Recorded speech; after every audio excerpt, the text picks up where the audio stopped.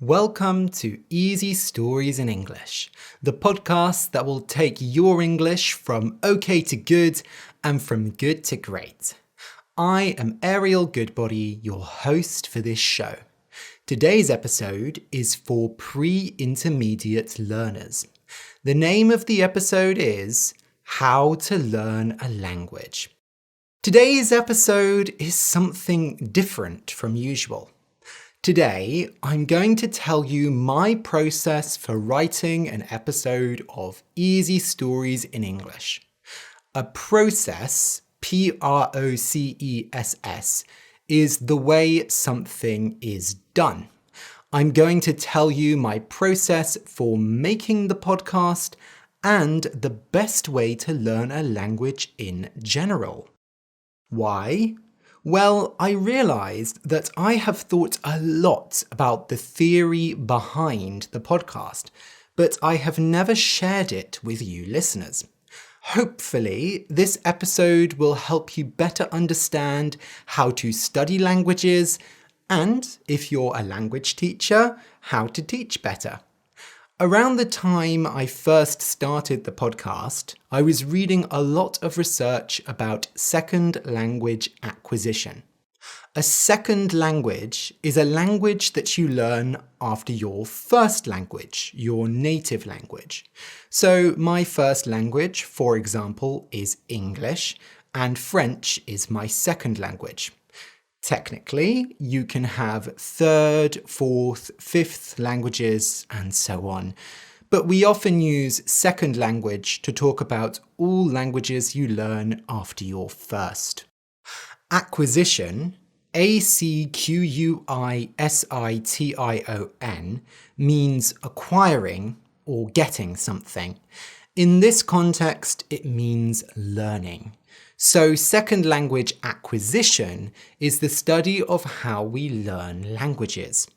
You might be thinking, why do you use the word acquisition then? Why not just say second language learning? Well, that's because we learn languages in a different way to other things. Usually, when we hear the word learning, we think of reading books, studying, and memorization. Memorize means to make yourself remember something. For example, when my parents were at school, they had to memorize poems so that they could say the poems without reading them off the page. But languages are not like that. You can't just memorize all the parts of a language. This is because the skill to acquire a language is innate. When something is innate, it means we have it from birth. We aren't born speaking a language, but everyone is born able to acquire one. So we know that language acquisition is an innate process. We listen to the language around us, people communicate with us, and so we acquire our first language. How we acquire our first language hasn't really changed much in human history because it works. What doesn't work so well is language teaching, at least for most people. Think of your language classes at school. How many students spoke the language well after years of classes? How many students continued to learn after leaving school? Language teaching is mostly still the same as in Roman times. For thousands of years, we've understood that there is a list of grammar rules that you learn, then you fill in the gaps with vocabulary, and bam! You're speaking a language. Except that doesn't usually happen, does it? Now, some of you might have enjoyed this way of teaching. Some people have brains that understand grammar very well. I'm one of those annoying people myself. But you probably still studied English for years without feeling like you could actually speak it. In the 1970s, a linguist called Stephen Krashen had a hypothesis. A hypothesis, Hypothesis is an idea in science that someone is trying to prove. For example, there is a famous story about Isaac Newton. Apparently, an apple fell on Isaac Newton's head, and that inspired him to create a hypothesis. His hypothesis was that things are pulled towards the earth, the ground. This hypothesis became the theory of gravity.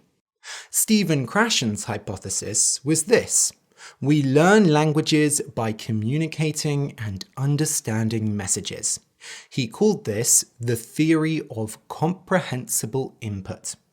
Comprehensible means easy to understand, and input is information that you put into something. For example, when you press a button on your computer, that is input. It tells the computer to do something. When I speak into the microphone, that is also input. The microphone uses sound as input and records it. Stephen Krashen believed that we acquire language by receiving input, reading and listening, that is comprehensible, easy to understand.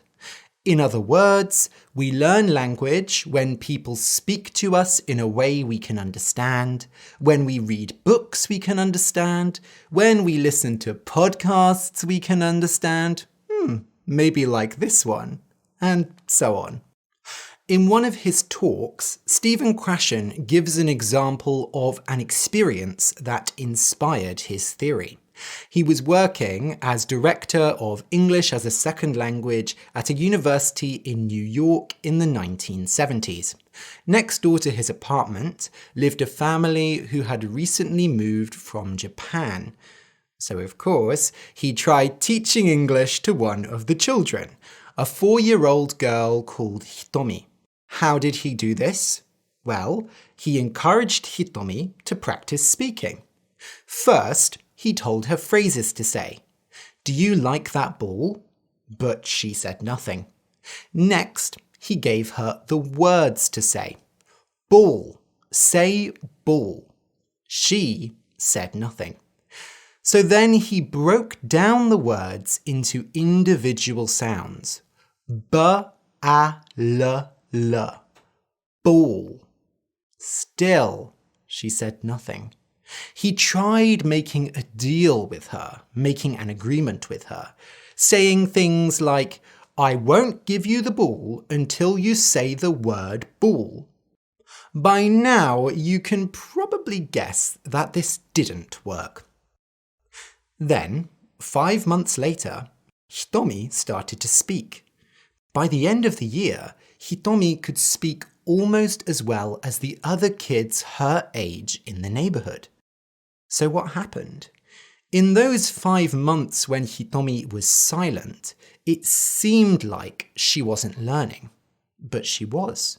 She was listening. She was understanding things in context. She was acquiring language through comprehensible input. Now, you may be thinking, hey, I spend lots of time watching TV shows in English, and it's taken me a lot longer than 5 months to be able to speak. Well, think of it this way. In those 5 months that Hitomi was in New York, she was surrounded by English all day, every day. And because she was a child, people would be trying to make things easy for her to understand. For those 5 months, that silent period, Hitomi wasn't speaking, but she was acquiring. And importantly, she was communicating. When people talked to her in English, she didn't just stand there and do nothing.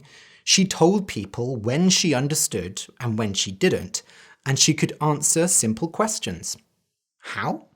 The same way we all do as children, by making facial expressions like smiling or looking confused, and using body language. When she was ready, she spoke, and her speaking improved very quickly. Since Krashen published his theory in the 1970s, many other researchers have criticised him. Researchers are scientists who do research, who create and test new hypotheses in science. Researchers often criticise each other. They say that someone else's theory is wrong, that the answer is different. And many researchers in second language acquisition have criticised Krashen's idea of comprehensible input.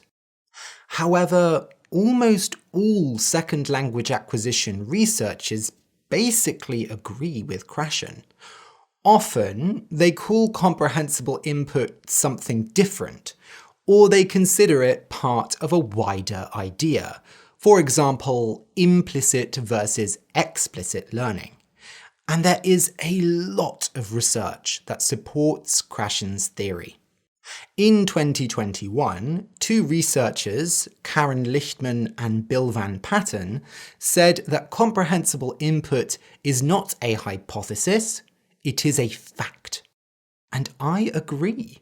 While teaching, I've seen so many students who hate learning languages, who find it scary, who have spent years studying vocabulary lists but still feel uncomfortable speaking to a native speaker.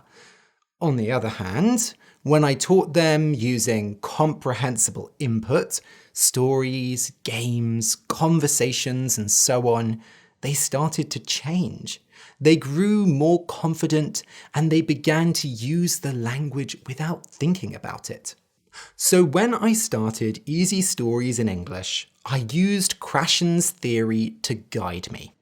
As I said earlier, other researchers have added ideas to Krashen's work, and there is lots of important research on second language acquisition that has happened since the 1970s. However, Krashen's theory is a great introduction to this topic, and I think it is the clearest way to talk about these ideas. If I was teaching this as a class in university, I would talk more about other researchers, but this really is an introduction to the topic. If you are interested and want to learn more, I've put a bibliography, a list of books and articles I used to help write this episode.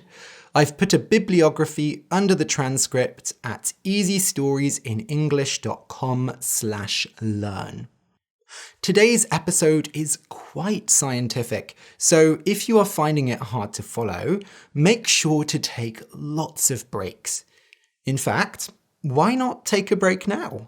Go get a cup of tea, go to the toilet, or get some food. I'll see you in a bit.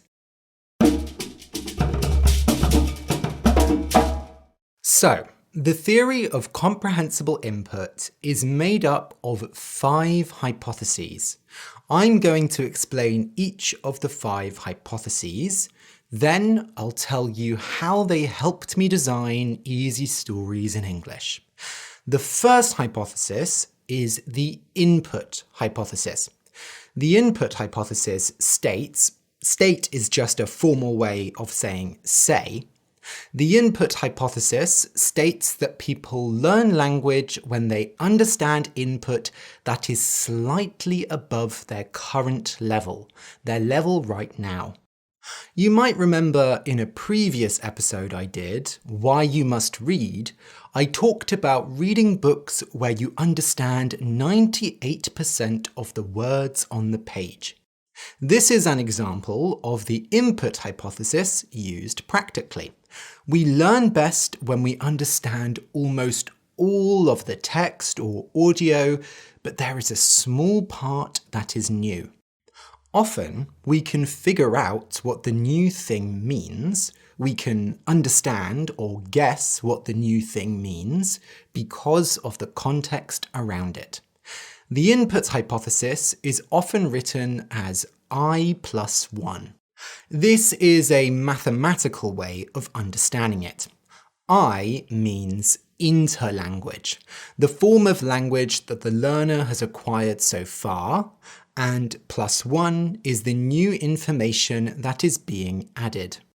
If you add too many new elements, for example, you read a book where you only understand 50% of the words on the page, you will get tired and confused quickly, and you won't learn as well. So it's I+1 and not I+20. Many researchers criticized this hypothesis and said that this was unclear. What is I and what is one? However, all popular theories of second language acquisition since the 1970s have agreed with this idea in general. They disagree about what happens in the brain after the comprehensible input, but they agree that it is necessary. Another important thing to add is that input needs to be comprehensible, but it also needs to be communicative. Remember the example of Hitomi earlier? Hitomi was surrounded by children and adults who wanted to communicate with her. She was not learning English from a teacher who only talked about grammar. For language to be acquired, there needs to be communication in the classroom. And for communication to work, there needs to be a goal. That's why I teach using stories. Creating stories and telling stories has a clear communicative goal. Often, that goal is just having fun.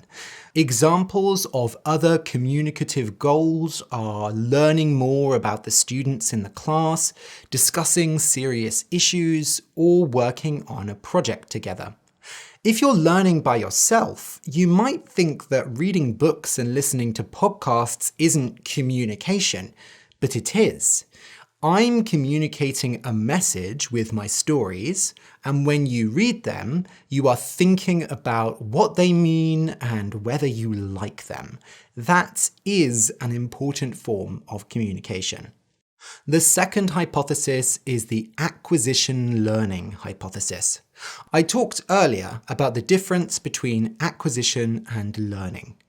Basically, learning is a conscious process. Conscious means you know when you are doing it, and acquisition is a subconscious process. When something is subconscious, you don't realize it's happening. So learning might be studying grammar rules, and acquisition might be understanding the meaning of the word ball by meeting it in lots of different contexts. The acquisition learning hypothesis states that we only improve our language skills through acquisition. Of course, this is controversial. When something is controversial, many people argue about whether it is true or not. Why is it controversial to say that we only improve our language skills through acquisition? Well, it depends on what you think language is. Is language a list of grammar rules and vocabulary like you see in textbooks? That is the traditional way of understanding language, and if you think language is just a list of rules, then it is better to teach the rules, even when you are using comprehensible input as well. But there is plenty of research that shows that language is a lot more abstract than this. When something is abstract, it means that it is not simple and clear. For example, abstract paintings can be very beautiful, but when you look at an abstract painting, it is usually very hard to tell what it is. Is that a person, a field, a cow, or just a bunch of colours? It's too abstract to understand. Researchers such as Bill Van Patten say that the language we have inside our brains is very abstract. It's quite difficult to test abstract knowledge scientifically, but it is possible. I won't get into the details because it's quite complicated, but there are ways to test for subconscious knowledge of a language, and now we can even use machines that look at people's brains while they use language. In my own experience, I can usually tell when a student has mainly used conscious learning instead of subconscious acquisition. In the past, I have had students who learned through an app like Duolingo, which mainly uses conscious learning. Often, they didn't really listen to what I said and understood very little. Then, when they wanted to speak, they looked in the air, said, and spent a long time trying to find the right word. It was like their brain had put the words in a box of facts and not in the box of language. Stephen Krashen's third hypothesis is the monitor hypothesis. The idea is that we have a monitor which allows us to listen to our own language use and change it. For example, when you write a document, you use your monitor to check the grammar and spelling. When you speak in front of an audience, you use your monitor to make sure you are saying the right words. Basically, the monitor is the little voice inside our heads that helps us speak and write better. The monitor hypothesis states that consciously learned language can only be used to monitor our output, our speaking and writing, after we've already said or written it. But the original speech and writing comes only from our subconsciously acquired language. Think of it this way. Maybe you find the present perfect tense really hard in English. I know a lot of learners do. So you study all the rules, learn how to make the tense and what situations to use it in, but often you say something and then only realize afterwards that you should have used the present perfect tense. Or you know when to use the tense, but form it incorrectly. These are examples of using your monitor. Until you get enough input in English, until you read and listen enough in English, you won't be able to naturally use the present perfect tense because you have only learned it, not acquired it. This idea is hard for many people to understand. What it means is, if there's one area of grammar that you find really hard, you should not go and study the rules. Instead, you should keep reading and listening to things that are at the right level, the I+1 level for you, and then you will acquire it without realizing. When you learn a language in the classroom, there's a lot of focus on speaking and writing correctly, so you learn to have your monitor on all the time. For some students, this creates big problems. They find that they can never relax in a conversation. They're always worried about making mistakes, and so they have less energy to understand the person they're speaking to. So if you can, please switch off your monitor. Find people who don't correct your grammar and who make you feel confident while speaking. Stephen Krashen's fourth hypothesis is the natural order hypothesis. The natural order hypothesis states that all learners acquire certain things in a specific order. Interestingly, the natural order of grammar acquisition is quite different from what people expect. The grammar we often think is simple is sometimes acquired much later than other grammar points. For example, in English, we add an S to the end of verbs in the third person singular of the present tense. For example, we say, I walk, but he walks. This is quite a strange rule, because verbs don't change like this otherwise in English. And research shows that in first language acquisition and second language acquisition, this grammar point is acquired very late on. However, most teachers of English think this is a simple rule, so they spend lots of time teaching it and correcting students' mistakes at an early level. This wastes time and makes students feel bad for not understanding something simple, when it's actually one of the last things native speakers acquire as well. If you think of language as a list of rules, then it makes sense to teach this way. But if you believe that language is abstract, then this doesn't make any sense. Since Krashen's original theory, research has shown that this idea is true and that actually there is a natural order for many parts of language. This is sometimes called ordered development. The order can change a bit depending on your native language, but it mostly stays the same. Finally, Stephen Krashen's fifth hypothesis is the affective filter hypothesis. Affective with an A means related to feelings or emotions. A filter is something that you use to keep some things out but to take some things in. For example, you might use an air filter to keep some things in the air, like oxygen. Oxygen is very important for us to live. But to take out things like dead skin and pollen, which make the quality of the air worse. The affective filter hypothesis states that when a learner has negative emotions, bad feelings, like anxiety, nervousness, or boredom, the negative emotions create a filter which makes acquiring language harder. If you're having fun while learning English and you feel relaxed, you're going to understand a lot more of the language. But if you're bored, hungry, or scared that you'll say something wrong, you'll understand less of the language. Those negative emotions create a filter that stops the language from coming in. Therefore, it is very important for language classes and language resources to create positive feelings. Correcting students for making mistakes, in my experience, mainly creates negative emotions. And over time, students can build up a strong affective filter.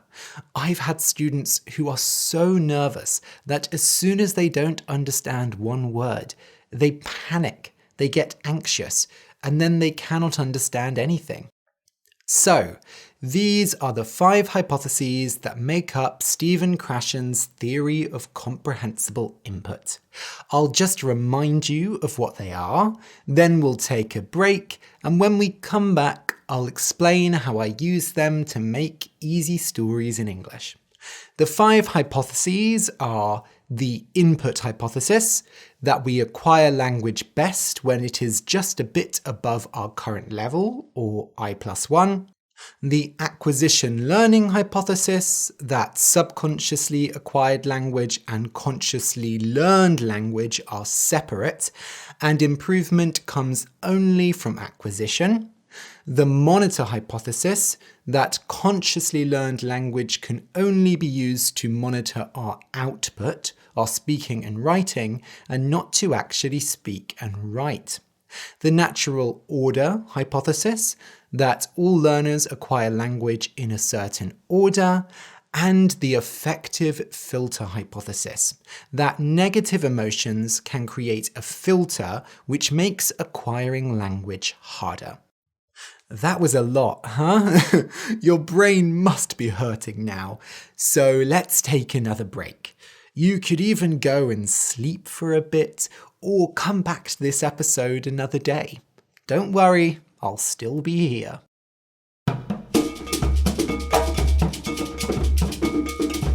In the past, when I taught English to groups, the issue always was, how do I make myself comprehensible to all these people? It's the same question I had when I started Easy Stories in English. I already knew how to make my classes and my podcast fun, with stories, of course. This isn't an original idea of mine. There is a language teaching method called TPRS, Teaching Proficiency Through Reading and Storytelling, which uses storytelling and theatre to teach languages. But when you teach in a real-life classroom, there are many ways to make yourself comprehensible. You can draw pictures, make gestures with your hands, and translate individual words. Plus, students can tell you when they don't understand, and then you can explain. Often, students come from similar language backgrounds, so you can use words you know they'll understand. For example, if I'm teaching Spanish students, I know they'll probably understand the word comprehensible because it's similar to the Spanish word comprensible. These words are called cognates, by the way. Another example of an English-Spanish cognate is nation and nación.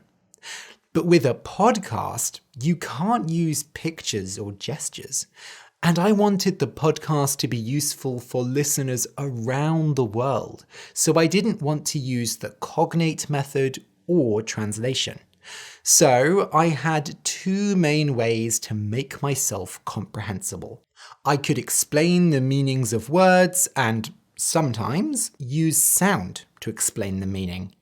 That's why I decided to use 4 levels: beginner, pre-intermediate, intermediate, and advanced to divide up the stories. Fortunately, there is a fantastic resource called English Profile, which tells you what words belong to what language level. They used information. They used data from English language exams around the world to decide which words were beginner words, which were intermediate words, and so on. They used the levels from the Common European Framework of Reference, or CEFR. You might have heard of the CEFR before. It has 6 levels: A1, A2, B1, B2, C1, and C2. The beginner level episodes of Easy Stories in English are A2 level, the pre-intermediate episodes are B1, the intermediate episodes are B2, and the advanced stories are C1 level. I decided to not do A1 or C2 because A1 is very hard to teach without using translation, drawing pictures, and so on. And when you're at C2 level, you can usually start using resources that native speakers would use. For example, reading Harry Potter or watching the TV show Friends. Every time I write a new story, I decide what level it's going to be, and then I use the English Profile vocabulary lists to make sure that all the words in the story are at the same level or from a lower level. I also try to include around 10 new words, which I explain the meaning of at the start of the episode. These are always words from a higher level. So when I write a beginner level story, I try to only use A2 and A1 level words. But maybe I want to use the word smile, which is a B1 level word. Then I will make sure to introduce smile earlier in the episode and explain its meaning. This is following Stephen Krashen's input hypothesis, I+1. Following the acquisition-learning hypothesis, Easy Stories in English focuses on only providing comprehensible input. I almost never talk about grammar on here, and I teach words in context.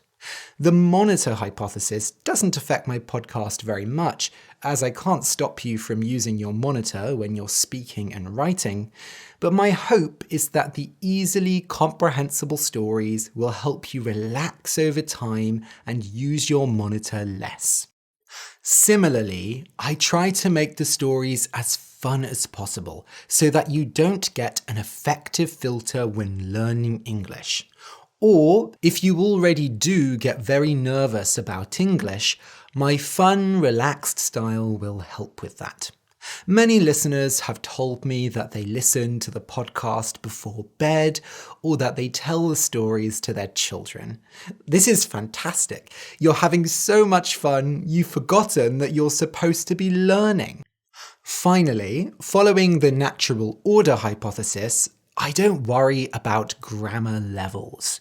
Instead, I try to make the lower level stories less grammatically complicated.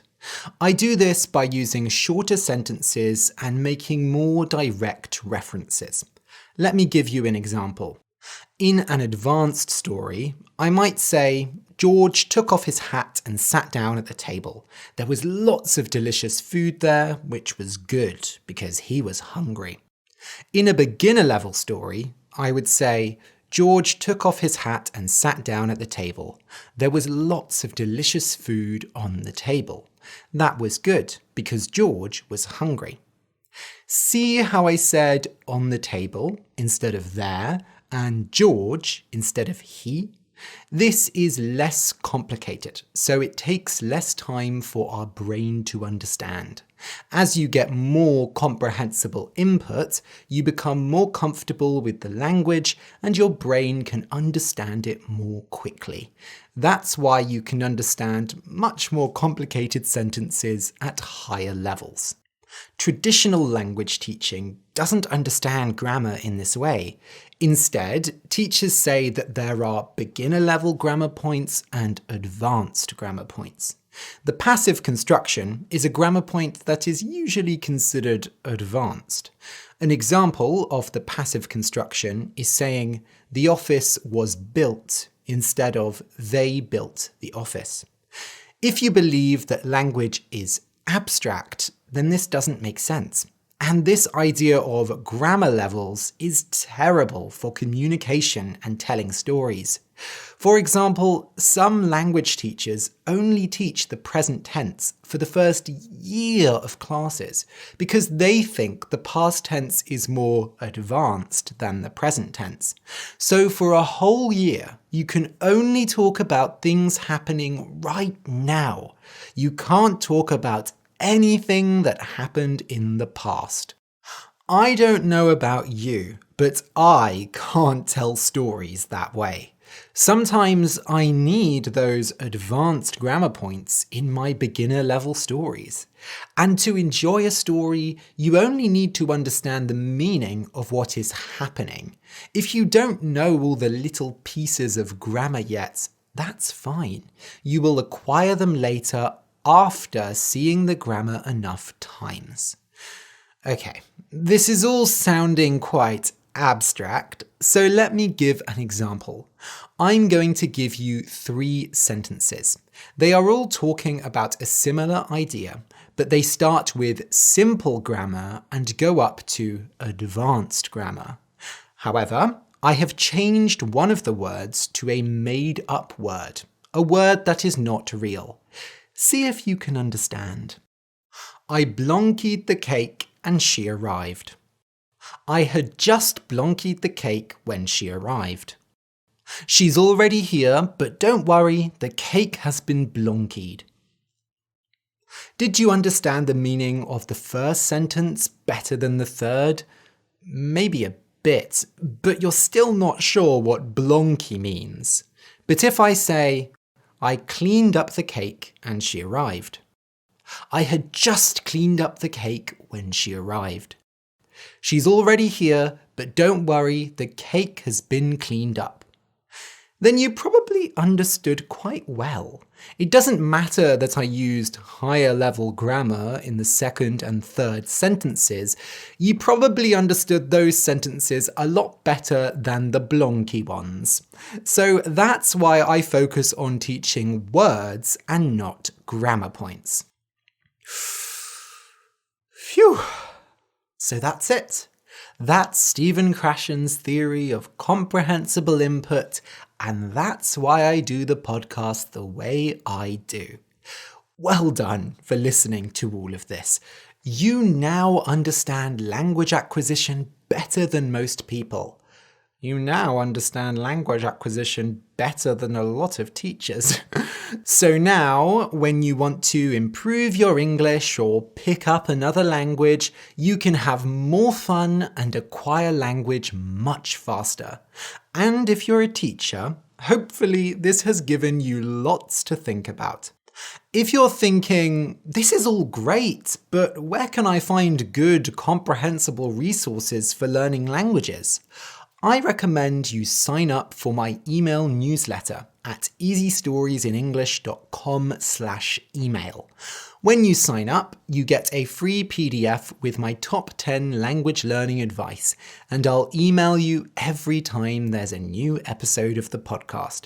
You can even sign up, get the PDF, and unsubscribe. Really, I don't mind. Of course, you might also be thinking, but Ariel, I love studying grammar. And that's fine.